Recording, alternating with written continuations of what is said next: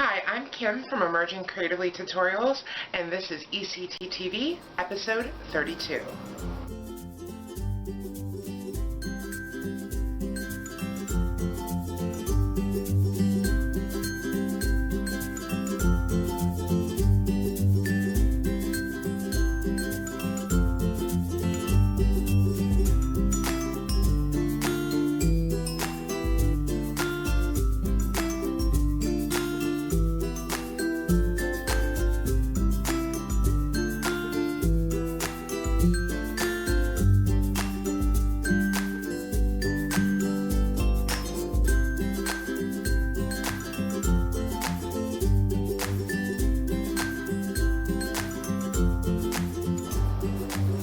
So here is episode 32. We are going to be making a waterfall necklace. This necklace was inspired by my trip to Niagara Falls. And Niagara Falls is one of my most favorite places in the world. It's beautiful, and I went there on my honeymoon, and it was one of the happiest times of my life, and I want to remember that. So I made this necklace to give me those feelings again. So I'm going to teach you how to make this necklace. Now, the thing with this necklace is as you'll see, the beads are kind of randomly placed throughout the chain. So I'm not going to give you exact dimensions and lengths. I really want you to go ahead and get creative and see what you come up with. So I'll give you the basic idea, and then you can just go wild and crazy from there. So let's get started on the tutorial. So this is what you're going to need for this project. You will need chain, and the chain I'm using is a small chain, and it is not curved chain. Now, curved chain is a chain that kind of twists as you're using it. It's so it will lay properly when you're done. But in this case, I don't want the chain to be twisting while I'm adding beads to it. So I'm using this chain. You can use whatever chain you have or want to use. You'll need 4mm jump rings to attach the beads. You'll need 20 gauge half hard round wire, and all of this is in any metal that you choose. I'm using silver, but you can use anything. And then I have some beads I'm adding, which will be these little blue beads, and then I have them in a tray here because I'm rolling all over the place. Some white beads, so I'll be using both of those beads. And then the tools you'll need are wire cutters, chain nose pliers, a second pair of pliers to open jump rings, which I like to use bent nose pliers, round nose pliers, and then you'll want a Sharpie as well. So let's get started. So the first thing I want to show you is a little tip that I've shared before, but in case you're new here, I wanted to show you again. I use a Sharpie and mark my round nose pliers so that in a project that all my loops are the same. Now in this particular project, I want my loops on my wire wrapped bead links to be pretty small because I don't want it to be a big feature of the necklace. So I'm going to actually place a mark that's pretty close to the tip of my round nose pliers. So I'm using a Sharpie, and I have one of these Sharpies that has two sides. I'm just going to use the thin side because I don't want there to be a wide mark. Although it doesn't seem like the thin side's really working here. Here we go. And I'm just making a mark. I'm just going to go around, and that way all my loops will be the same. And then what I always say is it doesn't matter so much what size your loops are or where you make this mark, as long as you always use that mark throughout the project to make your loops the same. So the size doesn't matter, just the uniform of nature of them doesn't matter. So, alright, so now we're going to grab our 20 gauge wire and our wire cutters, and we're going to cut a piece of wire. And we're going to cut it, oops, about 2.5 inches. And then I have another little tip. So you want to make sure there's a flush cut on the end of your wires. So that means you'll use your wire cutters on the back side, and that makes a flush cut, which just means that the wires cut straight instead of being pokey. On the other side, if you cut this way, it makes a pinch cut. So that's what we're going to do. In this case, we'll probably trim off the end, so it's probably not super important, but it's still a good idea to do. So we're going to make a wire wrapped bead link with this little bead. So I'm going to hold my wire. I'm going to line it up on that line I just made with my Sharpie, and then I'm going to go about 1/3 of the way down the wire. And then I'm going to bend the wire down toward me and around underneath the pliers. So I'm basically going around this barrel. And then I'm removing my round nose pliers. And we're going to switch to chain nose now. And so you'll see that this loop is off to the side of the wire, and I want it to be on top. So this is how I do it. I hold the loop in my chain nose pliers, and as I'm going around, I'm wrapping this small wire around the long wire. As I do that, I pull the long wire straight. So now the loop is on top. And I need to straighten it a little more, so I'm just going to go ahead and do that. So now it's straight on top of the long loop. And now we're just going to continue making a few more wraps around. And bent nose pliers come in handy for this. And then as you do this, just make sure your wraps are tight against each other and straight.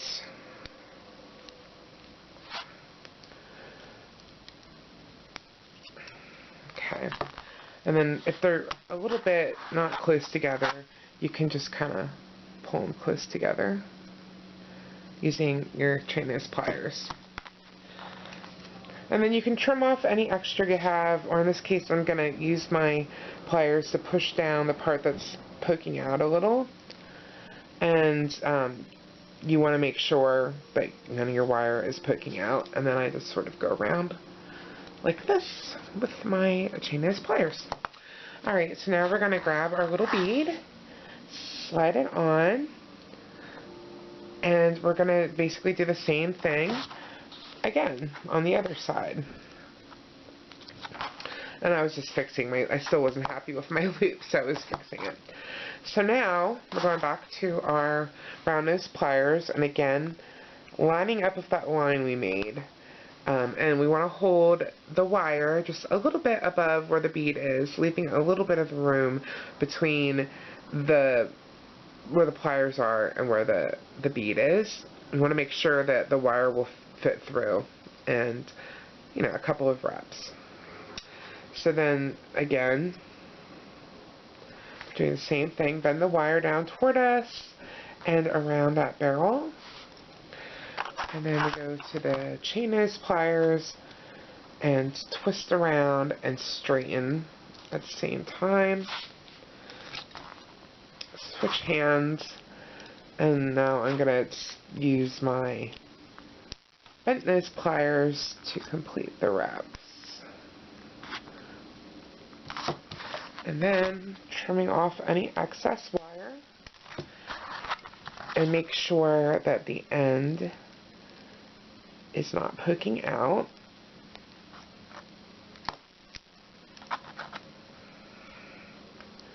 And everything is straight. So that is one wire wrap bead link. Now I'm going to make 12 of these with my 2 different kinds of beads. And so if you are, doing this along with me, then you can go ahead and pause the video and come back when you are ready.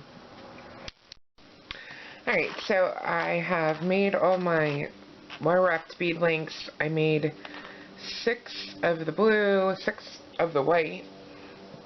And now I'm going to open up a bunch of jump rings because I'm going to have to attach these to chain, and so I'm going to need a whole bunch open, so I like to have them open ahead of time. I'm going to insert a video I've done previously right here on how to open jump rings because it's pretty clear how to do that.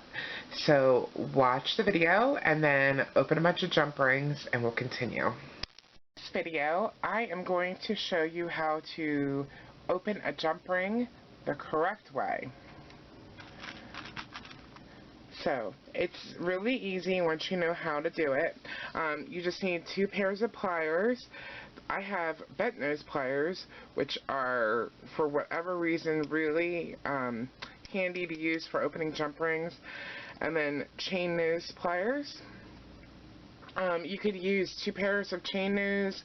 You could use, flat nose pliers, whatever you feel comfortable with. Round nose pliers probably will not work for this, but basically any other type will. Okay, and then, a jump ring has an opening, so you want to center that opening, and then you're going to take your 2 pair of pliers on either side. And with one hand, you're going to push forward, and with the other hand, you're going to pull backward toward you. And that's all there is to it. So, I just want to make a note that you're not pulling apart the circle. The circle is still basically there. It's just open. So I'll give you an example. The wrong way to do this, you do not pull. I can't even do it. You don't want to pull out, because if you pull out, you lose the integrity of the circle, and then it's hard to get back together. Like, for example, like that. You do not want to do that. Let me show you one more time the correct way. So you get your pliers on either side of the opening. With one hand, push forward, the other pull back. And that's it. And then to close a jump ring, you do basically the same thing but backwards. And then I like to go just past the point that it would be closed a couple times and get it lined up, and you'll even kind of feel it click into place then. Alright, so that is how you open and close a jump ring. Okay, so I have opened a whole bunch of jump rings, and so now we can start attaching the wire wrapped bead links to the chain. Now we're going to kind of add them in a somewhat random pattern, so I'm going to kind of decide how I want the beads on the chain first. So I'm going to just sort of choose somewhat of a pattern, which may or may not change as we go along. So there might be a few on one chain and a couple on another, maybe just one, maybe a couple that have just the white and a couple that have just the blue. Alright, so now, I mean, you can do this really any way you want. I'm going to take my chain, and before I start cutting anything, I'm just going to figure it out as I go along. So, first I'm just going to go ahead and attach a bead to the end of the chain, because you're always going to have to attach the bead to an end, obviously. Well, I guess that's not obvious. That's how I'm going to do it, because the beads are going to become part of the chain. So I'm just adding a bead link to one of the open jump rings, and then the end of the chain, and then I'm just closing the jump ring like you saw earlier how to do that. And now we have that. So now I'm going to take a piece of chain and attach it to the other end. So I'm going to kind of have an idea how long I want this strand to hang down. So I don't have an exact, this is kind of however you feel you would like it to be, and you might make changes as you go. But I'll tell you how long it is here when I do it. So I'm doing the same thing again, adding a piece of chain. I can't keep hold of my jump rings today. Piece of chain to the other end of the wire wrapped bead link using a 4mm jump ring, and closing it.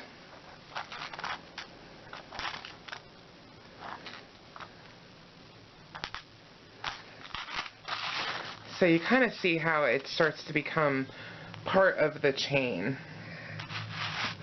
And now on the other end of this chain, I'm going to add another wire wrapped bead link.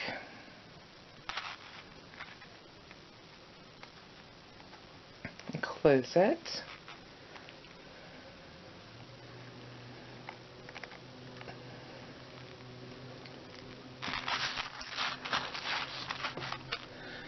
And then I'm going to add another piece of chain at the end.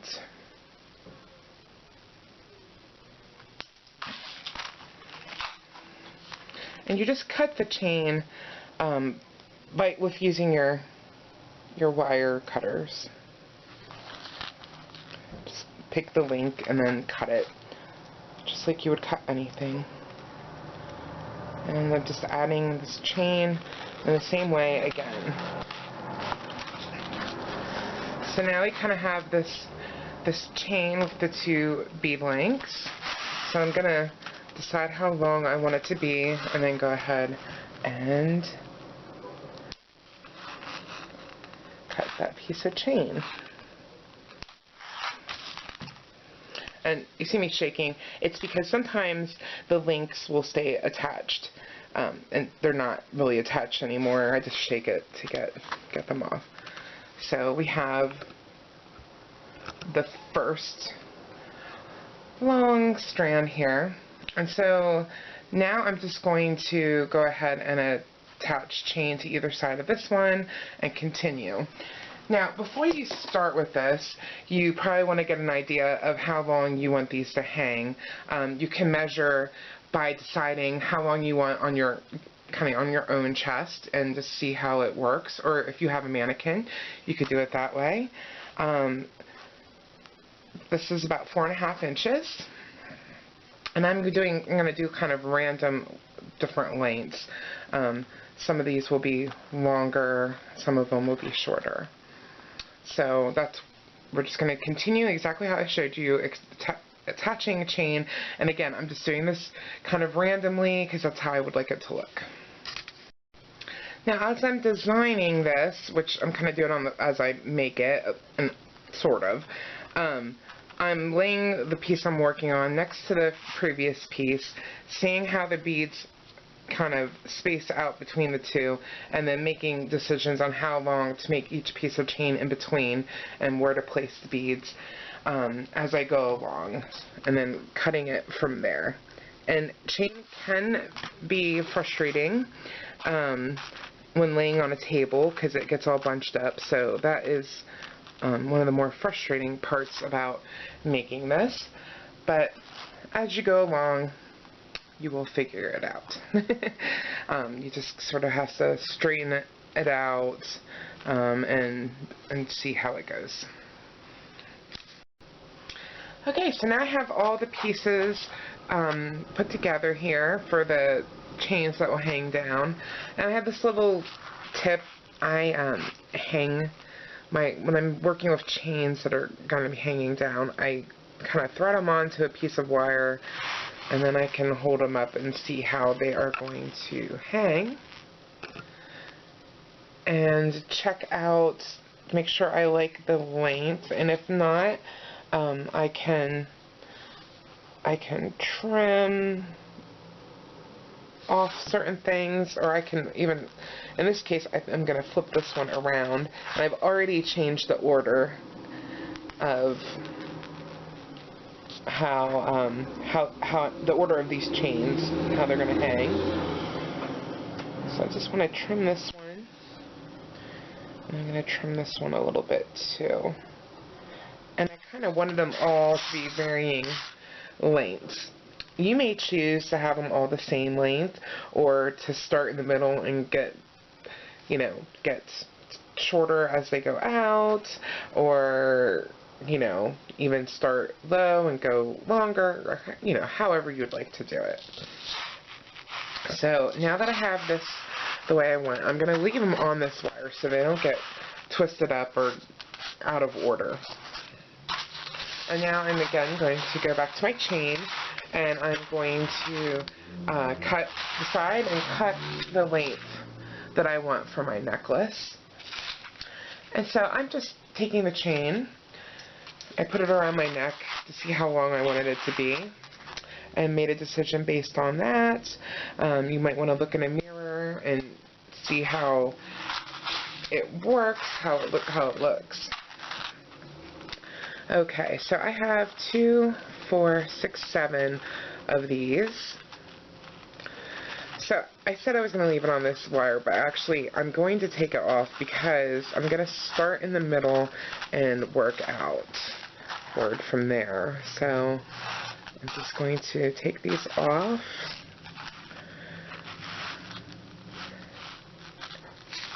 Oops, I'm sorry, I went off camera there. I am just separating them so there's no chance that I'll get them out of order. So I just have them separated like that. Alright, and so I'm going to find the middle of this chain that I cut for my necklace. I'm just going to hold the ends together and find the middle. And then I'm just going to start attaching these to the chain. So I'm starting in the middle, and I'm just grabbing a jump ring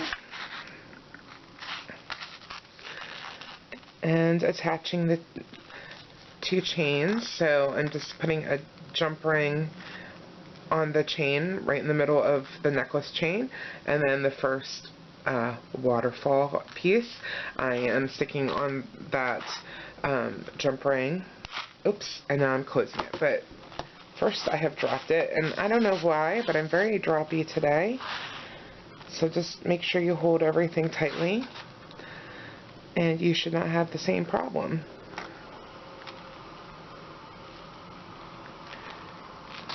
Alright, so that is my first piece. Now, I don't want these to be super close together, so I'm going to jump a few lengths and then put another one. You can make that decision on your own. You might want to put them on every single length so they're all together, or you might want to skip a few. You might want them to be very wide apart. You can decide that based on your own judgment, and I'm just going to work out each way and attach them.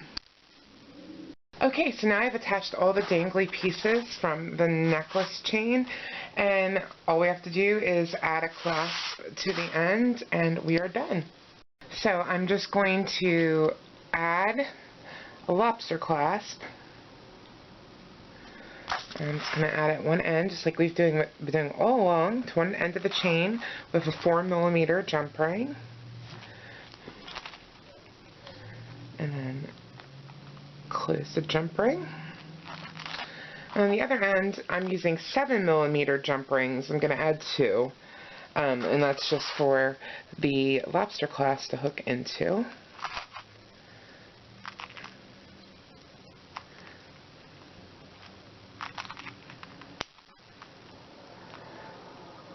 Oh, and this is, okay, so sometimes you'll come across this and you just have to deal with it.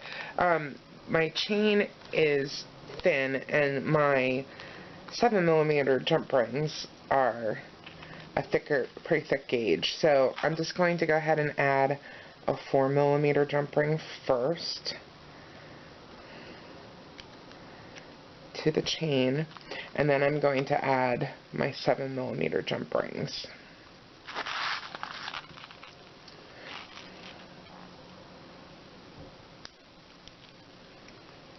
And even though this jump ring is already closed, I like to double check myself. And that is the necklace.